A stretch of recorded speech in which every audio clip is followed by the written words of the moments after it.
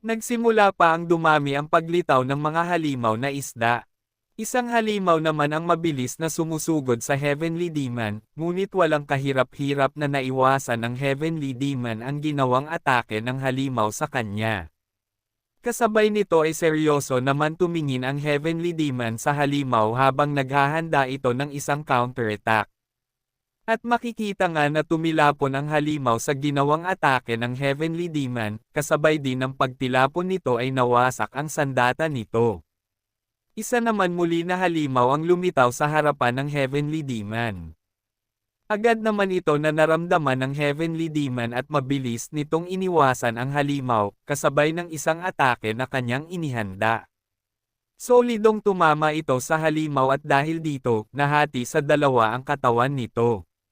Sinabi naman ng Heavenly Demon na kung magagawa bang magalusan ng halimaw ang isang katulad niya. Sumulpat naman muli ang isang halimaw sa harapan ng Heavenly Demon habang nagpakawala ito ng isang malakas na suntok.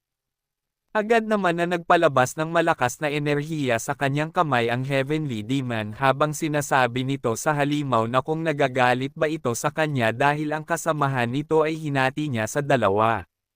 Napatigil naman ang halimaw matapos na pakawalan ng Heavenly Demon ang enerhiya na nasa kanyang kamay. Nagulat din ito sa ginagawa ng Heavenly Demon. Maya-maya pa ay agad na inikom ng Heavenly Demon ang kanyang kamao at ginamit nito ang kanyang teknik na Chaos Demon Flash na winawasak ang mga kalaban sa lawak na 50 yards. Kasabay na pinakawala ng Heavenly Demon ang kanyang ginawang atake na direktang tinamaan ang halimaw na nasa kanyang harapan. Maging ang mga halimaw na nasa malapit dito ay isa-isang nawawasak ang katawan sa lakas ng ginawang atake ng Heavenly Demon. Maging ang mga hunter at support na malapit dito ay nabigla sa malakas na pagsabog na sanhi ng teknik ng Heavenly Demon. Napatingin din naman si Hyunso sa malakas na pagsabog, maging ang halimaw na nasa kanyang harapan ay napalingon din dito. At maya-maya pa, makikita naman ang naging malawak na pinsala sa ginawang teknik nito. Napalingon din dito si Hunter Kim at Hunter Irene. Nasabi naman ni Hunter Kim na kung sino ang may gawa ng malaking pagsabog na iyon. Nasabi naman ni Hunter Irene na kung si Park Hyunso ba yun. Nabigla naman si Hunter Kim habang sinasabi na isang hamak na walang kapangyarihan na support lamang si Hyunso. Dagdag pa niya, imposibleng iyon. Isang malaking kamay naman ng halimaw ang lumabas sa isang malaking bitek ng lupa. At makikita ang paglabas ng isang malaking halimaw na maraming palikpik. Nagulat naman ang Heavenly Demon. Tinanong naman ng Heavenly Demon ang halimaw na kung siya ang boss ng mga isda. At nagsimula na din na mag-ipon ng kidlat na enerhiya ang Heavenly Demon sa kanyang kamao, kasabay na sinabi nito na isang karangalan na siya ang papatay sa kanya. Naghanda din naman ang halimaw para sugurin ang Heavenly Demon. Makikita naman na tumagos lamang ang Heavenly Demon sa halimaw. Nasabi naman ng Heavenly Demon na kung bakit mabilis na naubos ang kanyang enerhiya. Dagdag pa nito na ang kanyang orihinal na chi ay naglaho na dahilan kung bakit hindi na rin niya mahawakan ang halimaw. Lumapit naman ang halimaw sa Heavenly Demon at akmang hahawakan nito ang Heavenly Demon. Ngunit makikita naman na tumagos lamang ang kamay nito sa katawan ng Heavenly Demon. Nagtaka naman ang halimaw kung bakit hindi nito mahawakan ang Heavenly Demon. Makikita naman si Hyunso na nagtatago sa isang malaking bato, siya naman ang pinupuntirya ng halimaw at mabilis nitong sinugod para suntukin si Hyunso. Iniharang naman ni Hyunso ang kanyang braso para saluhin ang suntok ng halimaw. Sa lakas ng suntok ng halimaw, makikita ang pagtilapon sa malayo ni Hyunso. Ininda naman niya ang suntok ng halimaw. Habang inuubo siya, nasabi niya na naharang niya ang atake nito, ngunit hindi na niya kaya pa naharangin ang isa pang suntok nito. Lumapit naman ang Heavenly Demon kay Hyunso at sinabi nito na kung walang gagawin si Hyunso, maari itong mamatay. Mabilis naman muling sumulpat ito sa harapan ni Hyunso at isang suntok muli ang papakawalan nito sa kanya. Makikita naman ang pagkagulat ni Hyunso dito. Agad naman na tinadyakan ng Heavenly Demon ang braso ni Hyunso at makikita na hindi tumama ang suntok ng halimaw kay Hyunso. Nanlaki naman ang kanyang mata nang tumama sa kanyang harapan ang malakas na suntok ng halimaw. At makikita nga ang pagkadurog ng lupa sa suntok ng halimaw. Napatulo naman ang pawis ni Hyunso nang makita ang pagkadurog ng lupa sa suntok ng halimaw. Ngunit napatingin naman siya nang maghanda ang halimaw para sipin si Hyunso. Mabilis naman na hinayla ng Heavenly Demon si Hyunso at matagumpay nitong naiwasan ang sipa ng halimaw. Sinabi naman ng Heavenly Demon kay Hyunso na tingnan nito ang gagawing galaw ng isda na yon. Napatingin naman si Hyunso sa Heavenly Demon. Pinaliwanag naman ng Heavenly Demon kay Hyunso na bagamat ang mga muscle nito ay malakas, ang mga paa naman nito ay masyadong maliit, dahilan kung bakit ang mga buto nito sa paa ay masyadong marupok, at lalo na sa collarbone nito. Agad naman na sinipan ng Heavenly Demon si Hyunso, sabay na sinabi nito na puntahan nito ang halimaw at baliin ang buto nito. Makikita nga na nakalapit na si Hyunso dito. Nasabi naman niya nang makita ang malaking halimaw na sinusubukan naman niyang gawin ang kahit anong ngunit tinulak agad siya ng matandang iyon.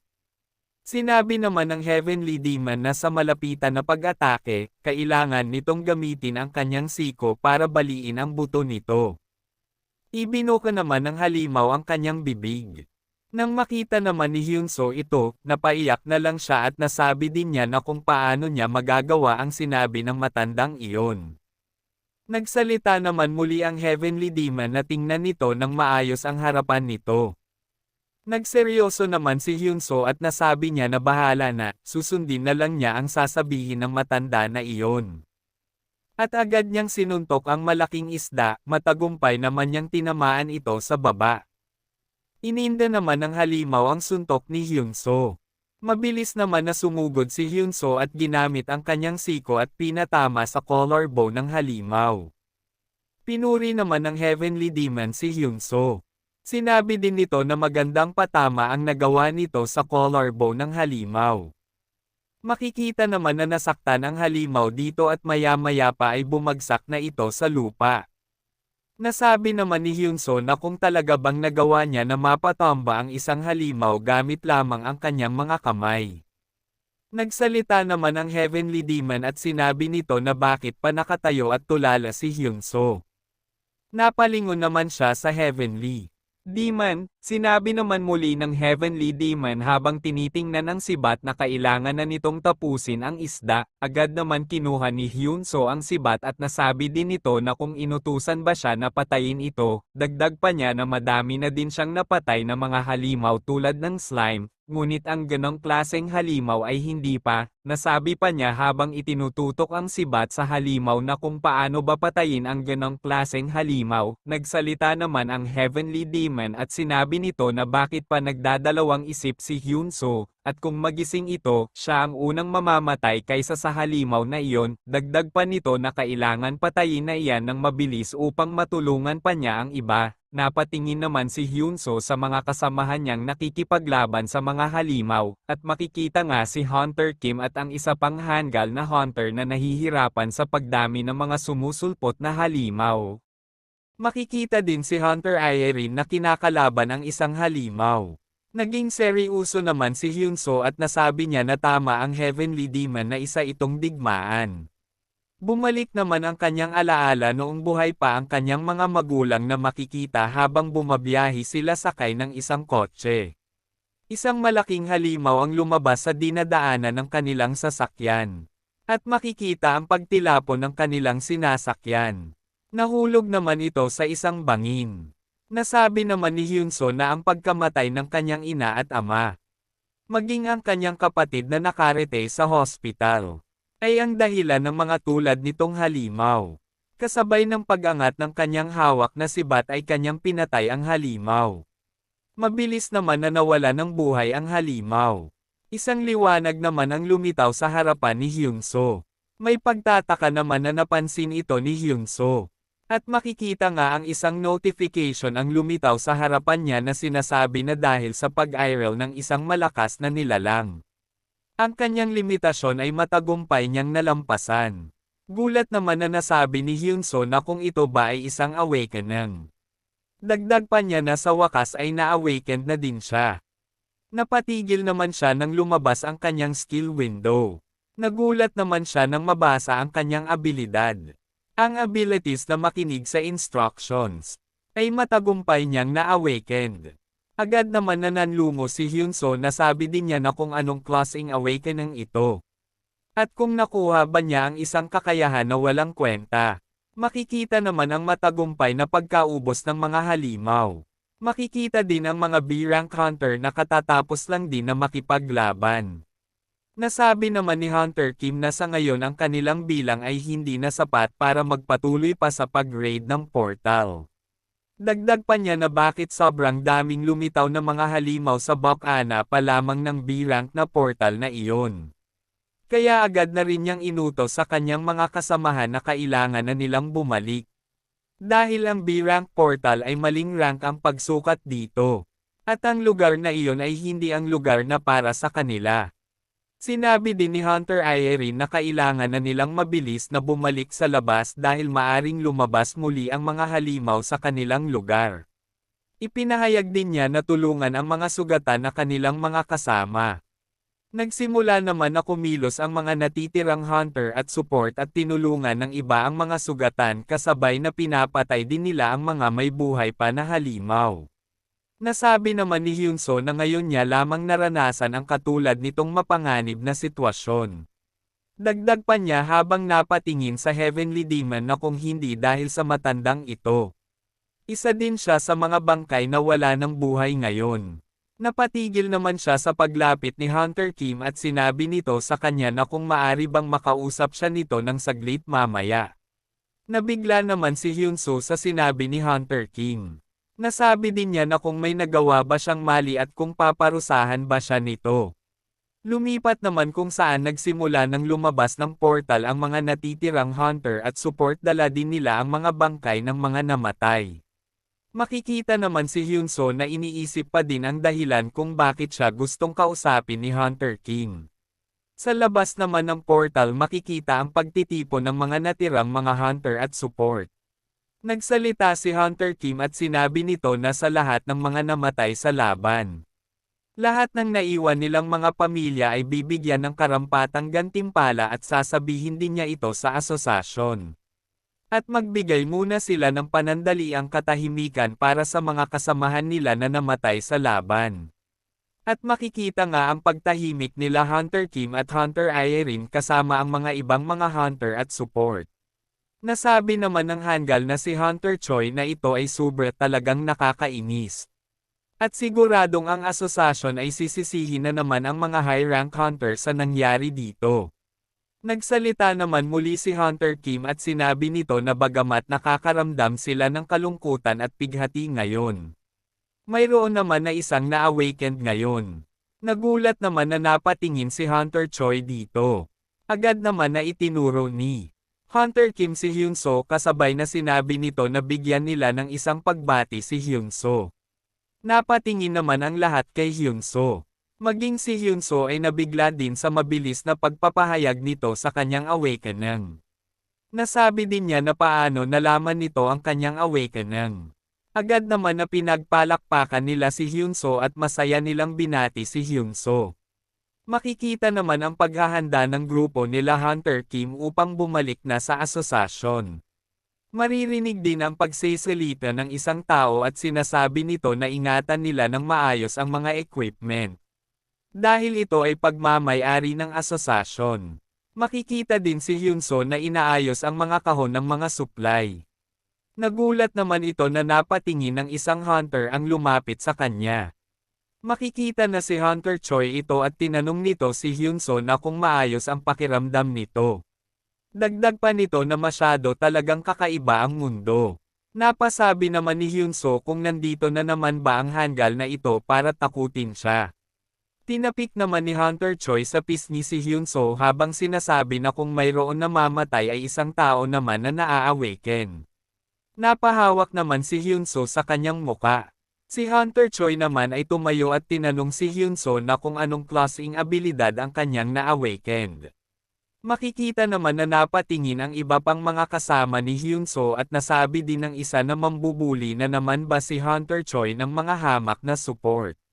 Nasabi din ng isa na kahit siya ay curious din kung anong abilities ang na-awakened ni Hyunso.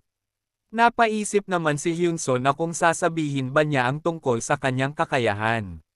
Dagdag pa ni Hyunso na pag-iisip sa mangyayari kapag sinabi niya ang tungkol sa kanyang kakayahan. At maaring pagtatawanan lang siya ng hanggal na si Hunter Choi kung malalaman nito ang kakayahan ni Hyunso.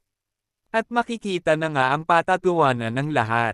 Napailing naman si Hyunso at nasabi niya hindi na lamang niya ito sasabihin dahil sure naman siya na pagtatawanan lamang siya ng mga ito. Lumapit naman sa kanya ang Heavenly Demon at sinabi nito sa kanya na kung nagrereklamo ba siya sa kakayahan niyang makinig ng instruction. Sinabi naman ni Hyunso na tumahimik na lang ito. Nagulat naman si Hunter Choi na kung bakit siya pinapatahimik nito. Nasabi din niya na kung naging baliw na ba ito matapos nitong ma-awakened. Naghanda naman ito para sampilan si Hyunso habang sinasabi na titingnan nila kung gaano kaganda ang pinagmamalaki nitong kakayahan. Makikita naman ang pagkabigla ni Hyunso dito. At isang notification naman ang lumitaw at sinabi nito na ang pakikinig sa instructions ay matagumpay nang na-activate. Mabilis naman na lumapit ang Heavenly Demon kay Hyunso at nakangiti nitong sinabi sa kanya na umatras ito.